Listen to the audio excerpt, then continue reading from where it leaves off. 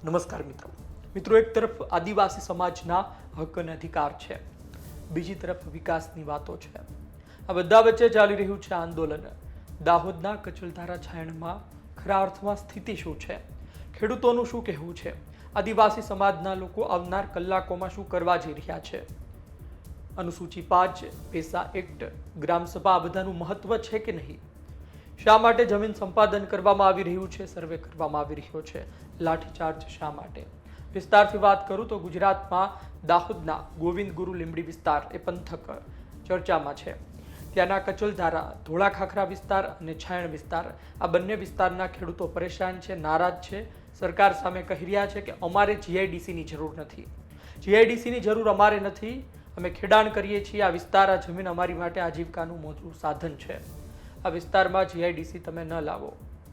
આમ છતાં પણ જમીન સંપાદન અને સર્વે કરવા પહોંચતા વિરોધ કરવામાં આવ્યો હતો અને આ પહેલા કચલધારામાં થોડા દિવસ પહેલા લાઠીચાર્જ પણ થયો હતો, ભારે વિરોધ થયો હતો, જે બાદ હવે છાયણમાં એક બેઠક મળવા જઈ રહી છે। આ બેઠકમાં આદિવાસી સમાજના અલગ અલગ સંગઠનોના આગેવાનો આવશે અને બંધારણીય રીતે, શાંતિપૂર્ણ, કાયદાકીય રીતે કઈ રીતે લડત આપી શકાય તે બાબતે વાત કરવામાં આવશે। તેનું પોસ્ટર પણ સોશિયલ મીડિયામાં વાયરલ છે અને તેમના આગેવાન સાથે અમે વાત કરી હતી। તમે પહેલા સાંભળો કે તેઓ શું કહી રહ્યા છે, ત્યારબાદ આપણે ગ્રામસભા અનુસૂચિ 5 પેસા એક્ટ પર વાત કરીએ। સરકારશ્રી દ્વારા આ કહેવાતા વિકાસના નામે અમારા આદિવાસીઓનો જમીન છીનવી લઈ અને અમારા આદિવાસીઓનો વિનાશ કરી નાખ્યું છે અને હાલ અનેક બીજી એવી યોજનાઓમાં વિનાશ કરવા તરફ ધકેલી રહ્યા છે। એ અંતર્ગત ઘણા વિરોધ પ્રદર્શનો થયા પણ સરકાર એકની બે નથી થતી અને ખેડૂતોને પાયમાલ થવાનો વારો આવ્યો છે।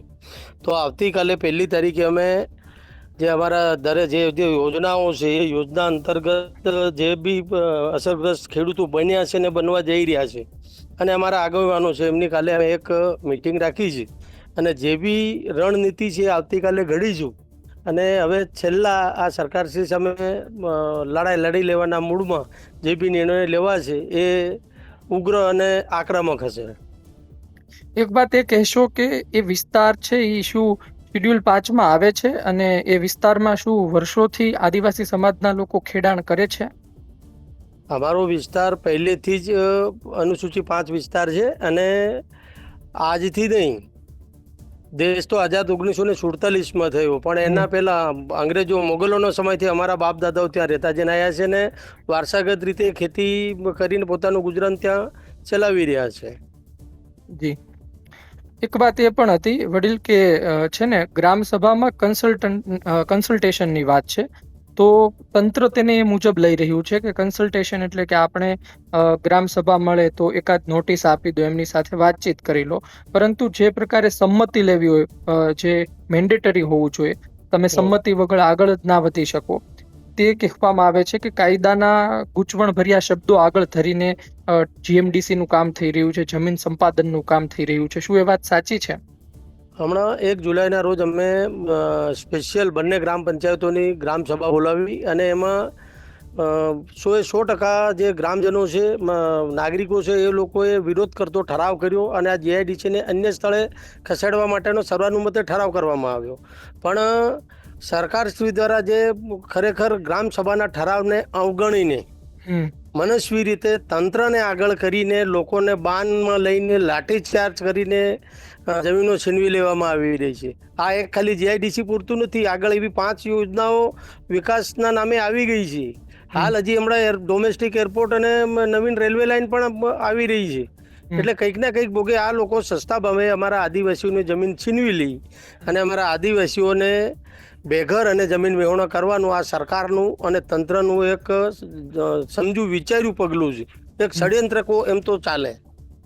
છેલ્લો સવાલ મારો એ છે કે લોકોને એ સવાલ થઈ રહ્યો છે, મને પણ એ સવાલ થઈ રહ્યો છે કે ગ્રામસભાની પરવાનગી વગર તમે કામ ન કરી શકો, તો ઠરાવ તેની વિરુદ્ધમાં છે છતાં પણ આ લોકો કામ કરી રહ્યા છે, તમને શું જવાબ આપે છે કે અમે આના કારણે કામ? મેં તમને કહ્યું કે જે માહિતી અમારા સુધી મળી રહી છે, પણ ખરા અર્થમાં તમને શું જવાબ મળ્યો છે?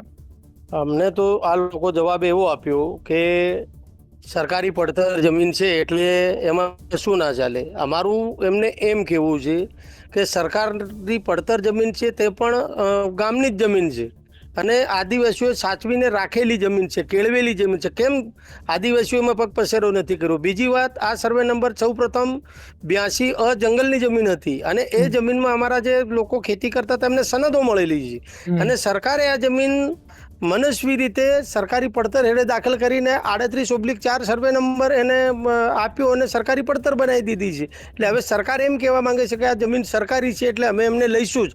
પણ અમે સરકારને પ્રશ્ન એવો કર્યો કે તમે સરકારી જ જમીનમાં જો કામ કરવા માંગતા હોય તો દિલ્હી બોમ્બે એરપોર્ટ તમે પસાર કર્યો તો તમારી સરકારી જમીનમાંથી લઈ જવી જોઈતું હતું ને. અમારા લોકોની ખાનગી જમીન તમે તંત્રને આગળ કરીને, પોલીસને આગળ કરીને કેમ છીનવી લીધી?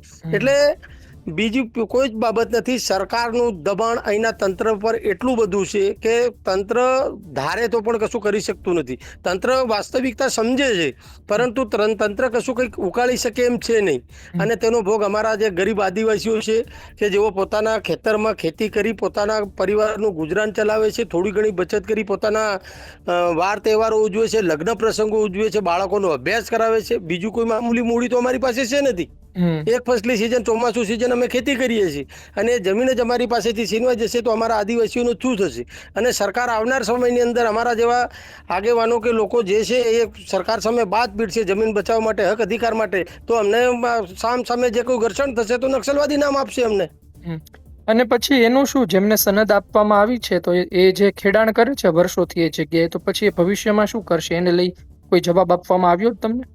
ના, એનો જવાબ કોઈ જ આપવામાં નથી આવ્યો. અમે તમે સાંભળીશું એના સિવાય કોઈ જ જવાબ છે નહીં. એટલે મેં હમણાં કીધું એ રીતે જ તંત્રનું કશું ચાલતું જ નથી. સરકાર ઇશારો કરે, સરકારના ઇશારે જ તંત્ર ચાલે છે અને પોલીસને આગળ કરે, દમન ગુજારીને જે જમીનો છે જમીન છીનવી લેવાનું કામ કરે છે. પણ આ વખત અમે એવું એક આક્રમક વલણ અપનાવી અને તમામ યોજનાના જે અમારા ખેડૂત ખાતેદારો છે, અસરગ્રસ્ત બનવા જઈ રહ્યા છે, એ લોકોને તમામને સાથે રાખી અને હવે છેલ્લામાં છેલ્લી સરકાર સાથે બાદ ભીડી લેવાના મૂડમાં આવતીકાલે અમે એક જાહેર મોટી મિટિંગનું આયોજન કર્યું છે. અને તમે જીએમડીસી ની માંગ કરી હતી? આદિવાસી સમાજના લોકોએ, વિસ્તારના ખેડૂતોએ શું ભૂતકાળમાં જીએમડીસી ની માંગ કરી હતી અને એમણે નથી કરી તો કોણે કરી હતી? ને એ જે લાભ કહેવામાં આવે છે કે રોજગારી મળશે, આ વિસ્તારનો વિકાસ થશે, એ બાબતે તમારું શું માનવું છે? દેખો, અમે કોઈએ માંગણી કરી જ નથી. કેમ કે અમારી પાસે શું છે કે પહેલા જમીનો ઘણી હતી પણ હવે જેમ જેમ વસ્તી વધારો થતો ગયો, પરિવારો મોટા થતા ગયા એટલે જમીન નાના નાના ટુકડામાં ફેરવાઈ ગઈ. એટલે જીઆઈડીસી માંગવાનો કોઈ પ્રશ્ન જ ઉભો જ નથી થતો. અને બીજી વસ્તુ કે અમારો રોજગારી મળી રહેશે ને લોકોનો વિકાસ થશે, એ તદ્દન ખોટી વાત છે. હમણાં જે રેલવેની અંદર એક મોટું કારખાનું બનાવવામાં આવ્યું એની અંદર 10,000 ને નોકરી આપવાની હતી અને એ લોકોએ કીધું હતું કે દાહોદના સ્થાનિક લોકોને નોકરી આપીશું. દરેક લોકોને યુપી અને બિહારથી લાવીને નોકરીઓ આપી છે પણ સ્થાનિક એક પણ વ્યક્તિને આજ સુધી નોકરી આપવામાં નથી આવી. એટલે વિકાસ અને રોજગારીની વાત તો તદ્દન વાહિયાત વાતો છે. જી ધન્યવાદ, આપ અમારી સાથે જોડાયા અને જોઈએ આવનાર દિવસમાં આપની લડાઈ ક્યાં પહોંચે છે. ધન્યવાદ. Thank you, welcome. તો આપે સાંભળ્યું કે શું કહેવામાં આવ્યું. અતિ મહત્વની વાત એ છે કે ગ્રામસભાની મંજૂરી વગર, તેની પરવાનગી વગર તમે આદિવાસી વિસ્તારમાં, અનુસૂચિ 5 વિસ્તારમાં કામ ન કરી શકો. ગ્રામસભાની મંજૂરી હોવી જરૂરી છે તો પછી જમીન સંપાદન સર્વેમાં કેમ નહીં? આ સવાલ તમને થતો હશે. આ પહેલા પણ અમે તમને કહ્યું હતું કે કન્સલ્ટેશન એટલે કે ગ્રામસભા સાથે કન્સલ્ટેશનની વાત છે કાયદામાં અને આ કન્સલ્ટેશનને એક નોટિસ અને અમુક બેઠકો સુધી જ સીમિત માનવામાં આવે છે. મંજૂરી, ફરજિયાત મંજૂરી એ પ્રકારના શબ્દો સામે આવતા નથી.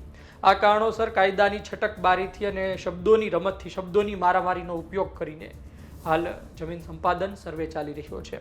આ બધા વચ્ચે તમે સાંભળ્યું કે આદિવાસી આગેવાને પણ શું વાત કરી છે. આવનાર દિવસમાં આ લડત ચાલુ રહેશે. જોઈએ શું કરવામાં આવે છે, સરકાર દ્વારા શું કરવામાં આવે છે, એ વિસ્તારના આગેવાનો શું કરે છે. જીઆઈડીસી એ વિસ્તારમાં આવવી જોઈએ પરંતુ એ વિસ્તારની પણ માગ હોવી જરૂરી છે. એ વિસ્તારમાં જરૂર નથી, એ વિસ્તારને ઉપરથી નુકસાન થવા જઈ રહ્યું છે તો પછી જીઆઈડીસીની કોઈ જરૂર નથી. આ પહેલાં પણ વિરોધ થયો હતો અને મૂળ વાત તો એ જ છે કે આજીવિકાના સાધનો છે એ વિસ્તારમાં, એ જમીનનું, એ વિસ્તારનું ખૂબ મહત્ત્વ રહ્યું છે. પછી એ વિસ્તારમાં અમે વિકાસ કરી આપશું, એ વિસ્તારમાં લોકોને રોજગારી મળશે, તો અત્યારે પણ એ વિસ્તારમાં લોકો પોતાની રોજગારી મેળવી રહ્યા છે પરંતુ વિનાશ કરીને વિકાસ ન હોવો જોઈએ.